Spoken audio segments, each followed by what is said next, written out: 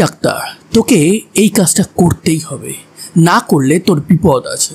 কিন্তু ডাক্তারবাবু একদম অনড়, সে এই কাজটা নিয়ম বহির্ভূতভাবে কোনোভাবেই করতে পারবে না। সে প্রোটেস্ট করছে। একটা ঝামেলা শুরু হয় এবং দ্যাট দ্য মোমেন্ট ডাক্তারবাবুর ফোনটা বেজে ওঠে। ডাক্তারবাবু ফোনটা পকেট থেকে বার করে দেখতে পায় তার ওয়াইফ কণিকা তাকে ফোন করছে। সে ফোনটা রিসিভ করে এবং রিসিভ করে বলে যে আমি ওটিতে আছি, পরে তোমাকে ফোন করছি। কিন্তু ডাক্তারবাবু নিজেও জানতো না যে এটাই তার শেষ ফোন ছিল এবং ডাক্তারবাবুর ওয়াইফ কণিকাও হয়তো বুঝতে পারেনি এটাই সে তার হাজবেন্ডের লাস্টবার ভয়েসটা শুনছে। ডাক্তারবাবু বাড়ি থেকে বেরোনোর আগে বলেই গেছিল যে আমি 5:30 থেকে 6টার মধ্যে ফেরত আসবো। 5:30 থেকে 6টা বাজার পরেও যখন ডাক্তারবাবু ফেরত না আসে তখন ডাক্তারবাবুর ওয়াইফ কণিকা ডাক্তারবাবুকে বারবার ফোন করতে থাকে। ডাক্তারবাবুর ফোনটা সুইচ অফ, এইটা নিয়ে সে বেশ চিন্তা করতে থাকে। তখন রাত্রেবেলা 8টা বেজে গেছে। পুরো ব্যাপারটা ডাক্তারের ওয়াইফ তার ভাইদেরকে বলে। তার ভাইরা সমস্ত চেনা জানা মানুষদেরকে ফোন করতে থাকে। ডাক্তারবাবুর ওয়াইফও সমস্ত চেনা জানা মানুষদেরকে ফোন করতে থাকে, কিন্তু কেউ ডাক্তারবাবুর ব্যাপারে কিচ্ছু জানে না। তারা সোজা জিআরপির কাছে যায়। সেখানে গিয়ে বললে তারা বলে যে তারা ডাক্তারবাবুর ব্যাপারে কিছুই জানে না। এরপর তারা সোজা চলে যায় শ্রীরামপুরে। তার কারণ শ্রীরামপুরেই ডাক্তারবাবু সেই সময় একটা হসপিটালের সাথে যুক্ত ছিল। সেইখানে গিয়ে তারা জানতে পারে যে ডাক্তারবাবুর সেদিন একটা ওটি ছিল, কিন্তু ডাক্তারবাবু হসপিটালে পৌঁছায়নি সেই দিন, তাকে ফোনেতেও পাওয়া যায়নি। এটা শুনে ডাক্তারবাবুর ওয়াইফ আরও চিন্তিত হয়ে পড়ে। সে নিয়ারেস্ট পুলিশ স্টেশনে যায়, একটা জেনারেল ডায়েরি করে অ্যান্ড বাড়ি চলে আসে। সেই রাতটা কোনো রকম পার করে সে যখন আবার খোঁজাখুঁজির চেষ্টা করবে, ঠিক দ্যাট দ্য মোমেন্ট পুলিশ থেকে তার কাছে একটা ফোন আসে এবং বলা হয় সাকরাইলে সরস্বতী খালের পাশে কাদা মাখা একটা বডি পাওয়া গেছে। যেটুকু চিনতে পারা যাচ্ছে তাতে এটাই মনে হয় তার ডক্টর সুশীল পালের মৃতদেহ। আপনি তাড়াতাড়ি আসুন আইডেন্টিফিকেশনের জন্য। ডাক্তারবাবুর ওয়াইফ কণিকা ডাক্তারবাবুর ওই বডিটা দেখে একদম শক হয়ে যায়, কিন্তু শক হলেও সে ভেঙে পড়েনি। সে বডিটা শেষমেশ আইডেন্টিফাই করে।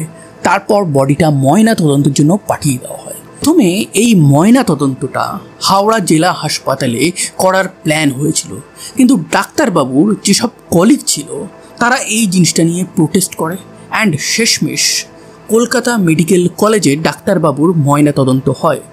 2 দিন পর ময়না তদন্তের রিপোর্ট আসে এবং সেই রিপোর্টে ক্লিয়ারলি বলা হয় তাকে শ্বাসরোধ করে মারা হয়েছে। তার বডিতে একাধিক ইনজুরি আছে, 23টা আঘাত আছে। তার কিডনিতে রক্ত জমাট বেঁধে গেছিল, তার পায়ুপথে রক্ত জমাট বেঁধে গেছিল এবং ডাক্তারবাবুর অন্ডকোষ রীতিমতন একদম পিষে দেওয়া হয়েছিল। কে ছিলেন ডক্টর সুশীল পাল? এই ডক্টর সুশীল পাল কলকাতা থেকে MBBS কমপ্লিট করার পর MD করেন। তিনি একজন ফেমাস গাইনোকোলজিস্ট নেক্সট কয়েক বছরে হতে চলেছিলেন। তার প্রথম পোস্টিংই পড়ে নর্থ বেঙ্গলের কুচবিহারে। এবার এই কুচবিহার টাইপের যেসব এরিয়া আছে প্রচণ্ডই তখন আন্ডার ডেভেলপ ছিল, তো এই কারণে সেখানে কোনো ডাক্তারবাবু যেত না। ডক্টর পাল সেখানে পোস্ট পাওয়ার পর সেখানে যায়, গিয়ে ডাক্তারি করে এবং ওখানে জনমানসে প্রচণ্ডভাবে বিখ্যাত হয়ে যায় এবং তার সাথে সাথে কিছু মানুষের কুনজরেও পড়েন। কেন পড়েন? এই ডক্টর পালকে নর্মাল পাল বলা হতো। এবার নর্মাল পাল তাকে কেন বলা হতো? আমাদের দেশ বাংলাদেশ, পাকিস্তান মানে সাউথ এশিয়ান কান্ট্রিতে একটা প্রবলেম আছে। সাধারণত আমরা দেখতে পাই জন্মের সময় 2টো পদ্ধতিতে একটা বাচ্চাকে পৃথিবীর আলো দেখানো হয়। একটা হচ্ছে সি সেকশন, মানে পেট কেটে যেটা বাচ্চাকে বার করা হয় সেটা হচ্ছে সি সেকশন, এবং আরেকটা হচ্ছে নর্মাল ডেলিভারি। কিন্তু এই দুটো উপায়ের মধ্যে সি সেকশন উপায় যেটা আছে এটা প্রচণ্ডভাবেই একটা কন্ট্রোভার্সিয়াল ম্যাটার। সাধারণত ইউরোপিয়ান কান্ট্রি বা সোকল ডেভেলপ কান্ট্রিতে সি সেকশন নিয়ার অ্যাবাউট হয় না, যেখানে মায়ের ব্রেন ডেথ হয়ে গেছে বা ভীষণ ভীষণ ভীষণ কমপ্লিকেটেড কেস, সেইখানে ছাড়া C section near about illegal. ওখানকার ডাক্তাররা নর্মাল ডেলিভারি করানোর জন্য একজন প্রসূতিকে 24 ঘন্টা পর্যন্ত হসপিটালে ওই লেবার পেইনের মধ্যে নানান প্রসিডিওরের মধ্যে রাখে। নার্সরা হেল্প করে যে হবে হবে আরও পুশ পুশ, এরকম দেখবেন প্রচুর ভিডিও আছে এবং এই জিনিসগুলো জানা আমাদের কিন্তু অত্যন্ত জরুরি। কিন্তু ভারতে এই সি সেকশন এটা একটা ব্যবসা এসে দাঁড়িয়েছে এবং সেই ব্যবসার বিরুদ্ধে এই সুশীল পাল ছিল। তো আস্তে আস্তে তিনি নর্থ বেঙ্গলে এই প্র্যাকটিসটা প্রচলন করে দিয়েছিলেন এবং সেইখান থেকে আলাদা যেসব প্রাইভেট নার্সিংহোম আছে, অন্যান্য যেসব ডাক্তাররা আছে যারা সি সেকশন করে অনেক মোটা টাকা কামাচ্ছিল, তাদের পেটের লাথি এই নর্মাল পাল কাম ডক্টর সুশীল পাল মারে। সুশীল পাল ওখানে চাকরি করতে করতেই 1992 সালে বিয়ে করে কণিকাকে। এই কণিকা ছিল শিক্ষক। 2 বছর এবং 4 বছর পর তাদের কোল আলো করে 2 কন্যা সন্তানের জন্ম হয় এবং এরপর থেকেই ডক্টর সুশীল পালের আর ওই নর্থ বেঙ্গলে একদমই ভালো লাগতো না। সে বলতো যে সারাদিন প্রচুর কাজের চাপ থাকে, আমি কাজ করি, মানুষ সেবা করি, কিন্তু ইন দ্য লাস্ট যখন আমার কোয়ার্টারে আসতে হয় তখন তোমাদের মুখগুলো না মুখের সামনে ভাসে, খুব মনে পড়ে তখন তোমাদের কথা। আর তাকে সাজেস্ট করে যে তুমি কলকাতাতে ট্রান্সফার তাহলে নিয়ে নাও, তোমার যখন এতই হোমসিকনেস আসছে। 16 বছর নর্থ বেঙ্গলের একদম রুরাল এরিয়াতে সার্ভিস দেওয়ার পর সে কলকাতায় আসে। কলকাতায় এসে ব্রাইট স্ট্রিটে থাকতে শুরু করে। সেখান থেকেই সে প্রত্যেক দিন কর্মস্থলের উদ্দেশ্যে রওনা দিত। তার কর্মস্থল ছিল শ্রীরামপুরের ওয়েলস হসপিটাল এবং এই হসপিটালে সে যখন কাজ করছিল সেইখানেও সে কিন্তু সেই নর্মাল পালের ট্যাগটা পেয়ে গেছিল। তার বাবু সি সেকশনের একদমই বিরুদ্ধে ছিল। নর্মাল ডেলিভারি সে সবসময় করত। আশেপাশের মানুষজন তাকে চিনছিল, অনেক কমপ্লিকেটেড ডেলিভারি সে করিয়ে দিয়েছিল নর্মাল পদ্ধতিতে। উত্তরবঙ্গের মতনই সে এখানে এসেও বেশ কয়েকটা নার্সিংহোম এবং কিছু প্রাইভেটে প্র্যাকটিস করা ডাক্তারের চক্ষুশূল হয়ে গেছিল। কেন সে এইভাবে নর্মাল ডেলিভারি করছে, কেন সে সি সেকশন করছে না, এবং সি সেকশন সে তো করেই না, তার সাথে সাথে সে সি সেকশনের বিরুদ্ধে পর্যন্ত বলে। ডক্টর সুশীল শ্রীরামপুরে তো প্র্যাকটিস করতেন, তার প্রাইভেট কোনো চেম্বার তো ছিল না, কিন্তু সে মাঝে মাঝে অন্যান্য নার্সিংহোমে গিয়ে সেখানে অপারেশন কিন্তু কন্ডাক্ট করতেন। এবার এই জিনিসটা ভেরি নর্মাল, তো তিনিও এই জিনিসটা করতেন। কিন্তু তারিখটা ছিল জুলাই মাসের 2 তারিখ এবং সালটা হচ্ছে 2004। সেই দিন সে সকালবেলা 8টার সময় তার বাড়ি ব্রাইট স্ট্রিট থেকে বেরোন। বাড়ির থেকে বেরোনোর সময় সে ক্লিয়ারলি বলে যে সে শ্রীরামপুর যাচ্ছে। মাঝে একবার তার ওয়াইফ কণিকা তাকে ফোন করে এবং ফোন করে জিজ্ঞাসা করে যে সে কোথায় আছে। সে বলে আমি ব্যান্ডেল হয়ে চন্দননগর যাচ্ছি। এবার এই যে সে কেন চন্দননগর যাচ্ছে সেটা আজ পর্যন্ত কেউ জানতে পারেনি। পরবর্তী সময় কণিকা আবারও একবার ফোন করে এবং সেই ফোন করলে সে শুনতে পায় কিছু চিৎকার চেঁচামেচি হচ্ছে। এই ব্যাপারে কণিকা ডক্টর সুশীলকে জিজ্ঞাসা করে, তখন সে বলে আমি ওটিতে আছি, পরে ফোন করব। ওটাই যে তাদের মধ্যে লাস্ট ফোন কল ছিল সেটা কেউই হয়তো তখনও বুঝতে পারেনি। ডক্টর সুশীল কাজ থেকে মোটামুটি ওই 5:30 কি 6টা নাগাদ বেশিরভাগ দিনই ফেরত আসতো। তো সেদিনও সে বাড়ি থেকে বেরোনোর আগে কিন্তু এই কথাটা বলেই গেছিল। কিন্তু 5:30 6টার সময় সে যখন ফেরত আসেনি এটা দেখে কণিকা সে সমস্ত হসপিটালে আত্মীয় স্বজন এদেরকে ফোন করতে থাকে। এরা যখন বলে যে আমাদের কাছে কোনো খোঁজ নেই বা সুশীলের ফোনটা অনেকক্ষণ ধরে যখন সুইচ অফ, তখন সে সোজা তার 2 ভাইকে ফোন করে। সেই 2 ভাই তাকে নিয়ে সমস্ত জায়গায় খোঁজাখুঁজি করতে থাকে। তারা শ্রীরামপুর যায়, চন্দননগর যায়, জিআরপি থানায় যায়, কিন্তু শেষে কোথাও না পেয়ে একটা থানায় গিয়ে জেনারেল ডায়েরি করে। পরের দিন সকালবেলা পুলিশের কাছ থেকে এই কণিকার কাছে ফোন আসে এবং সেখানে ক্লিয়ারলি বলা হয় যে সাকরাইলের এক সরস্বতী খাল আছে, সেখানে একটা কর্দমাক্ত বডি পাওয়া গেছে এবং যদ্দূর সম্ভব দেখে মনে হচ্ছে এটা ডক্টর পালের, আপনি তাড়াতাড়ি আসুন এবং আইডেন্টিফাই করুন। সেই জায়গায় গিয়ে কণিকা পাল আইডেন্টিফাই করে যে এটা তার হাজব্যান্ড সুশীল পাল। ময়না তদন্ত হয় এবং ময়না তদন্তের বিভৎসতার ব্যাপারে নিশ্চয়ই আপনারা আগেই জেনেছেন। এই ঘটনা ডক্টর পালের সাথে কে ঘটালো, কেন ঘটালো, কখন ঘটালো, পুলিশ তদন্ত শুরু করে এবং এই তদন্তের শুরুতেই পুলিশ ডক্টর পালের কল ডিটেল রেকর্ড, তার ফোনের যে লাস্ট লোকেশন আছে সেটা বার করা শুরু করে এবং সেটা বার করতেই তারা দেখতে পায় যে ডক্টর পাল লাস্ট গেছিলেন হচ্ছে বালিতে একটা নার্সিং হোমে এবং সেই নার্সিংহোমের যে মালিক আছে সে আবার এক বড় পলিটিক্যাল পার্টির বড় লিডার।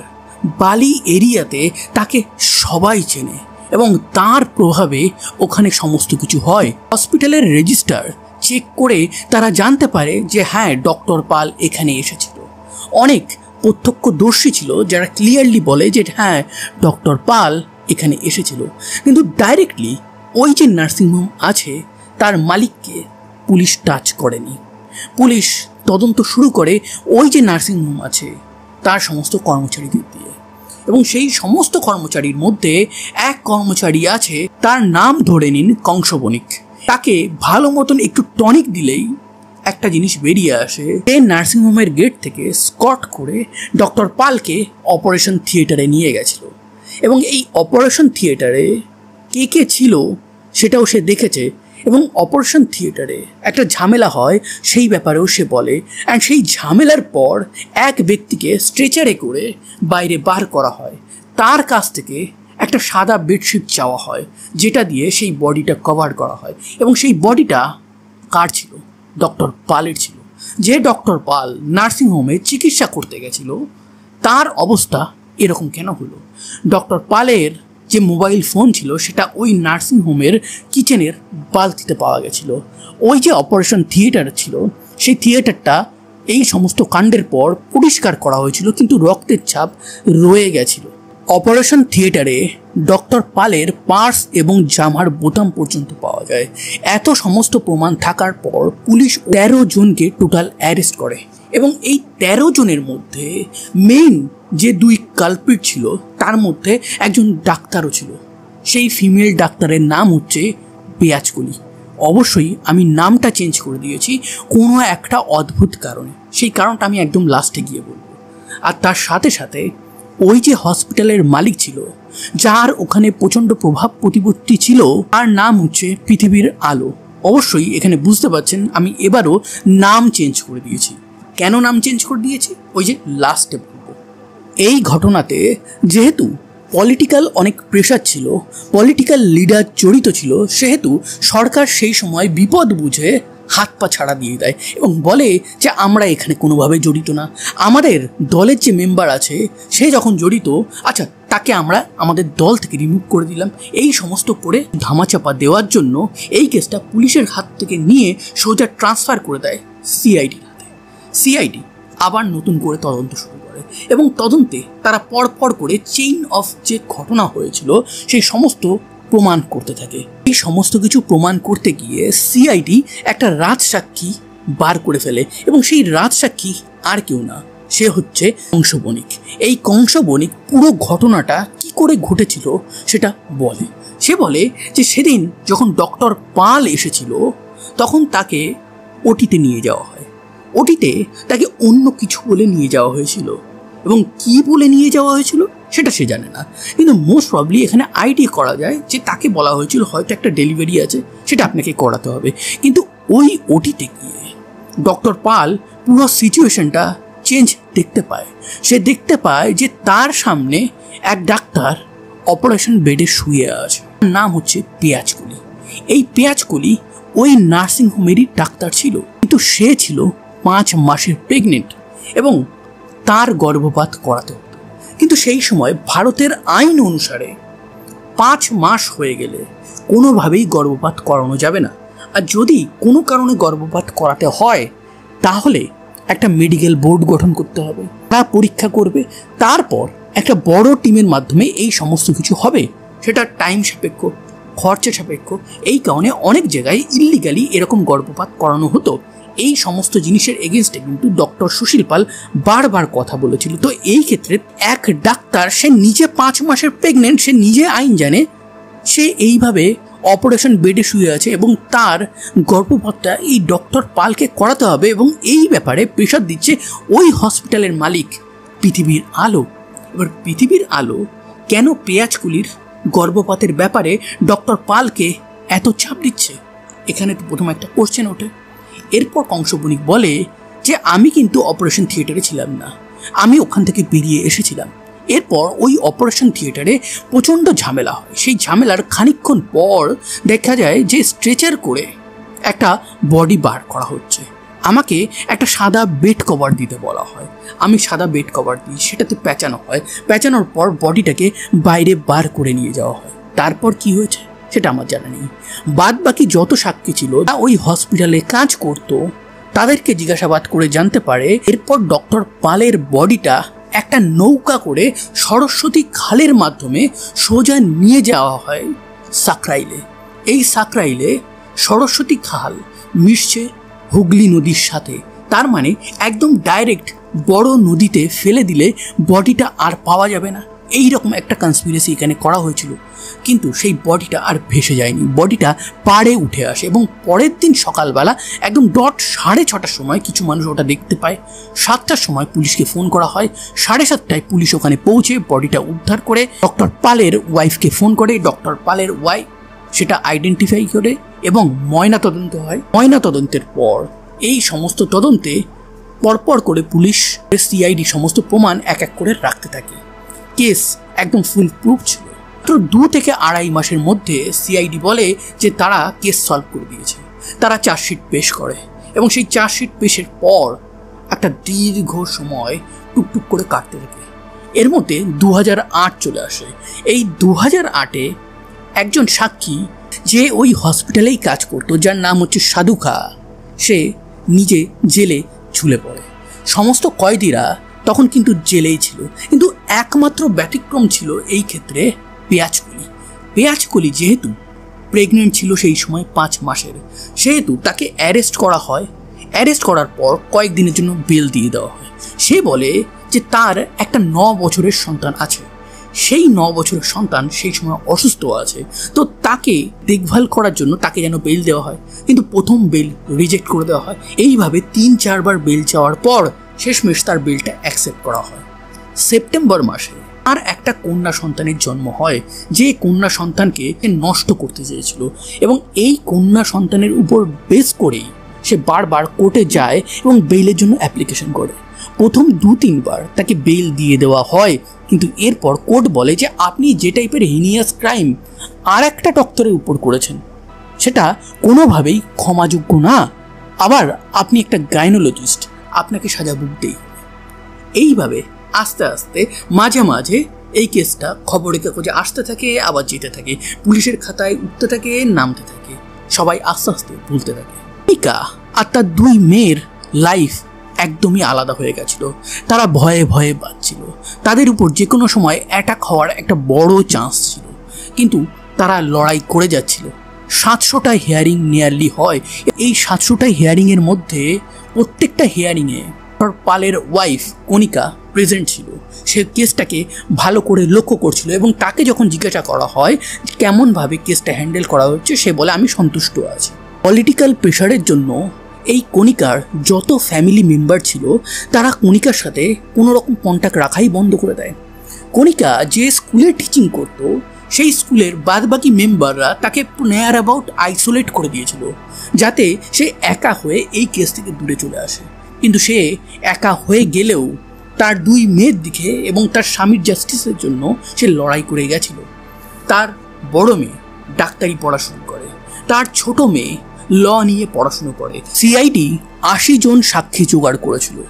তার মধ্যে 26 থেকে 27 জন সাক্ষী তারা নিজেরা নিজেদের বক্তব্য চেঞ্জ করে দেয় পরে। পেঁয়াজকলি বারবার মুক্তির জন্য তার সন্তানদেরকে ব্যবহার করছিল, কিন্তু এই ক্ষেত্রে পেঁয়াজকলি সেদিন যে ওখানে ছিল সেই ব্যাপারে একবার পেঁয়াজকলির আইনজীবী বলে যে ওখানে কোনোভাবেই আমার ক্লায়েন্ট ছিল না। পেঁয়াজকলিও সেটাই বলছিল যে আমি ওখানে ছিলামই না, ডক্টর পালকে প্রথমবার দেখেছি, এরকম নানান কিছু বলছিল। কিন্তু সেই জিনিসটা কোর্টে একদম ভেঙে দেয় ডক্টর সুশীল পালের আইনজীবী। কীভাবে ভাঙে? 2004-এর জুলাই 2 তারিখে ওই বালির হসপিটালে প্রেগনেন্ট মহিলা যার বাচ্চা ডেলিভার হয়ে গেছিল তার ডিসচার্জের কথা ছিল এবং সেই ডিসচার্জ পেপারে সেদিন সাইন করেছিল এই পেঁয়াজকলি। তার মানে পেঁয়াজকলি ওই দিন ওই হসপিটালে ছিল, তাকে অনেক প্রত্যক্ষদর্শী দেখেছে। তো এই ক্ষেত্রে সে জেলেই ছিল।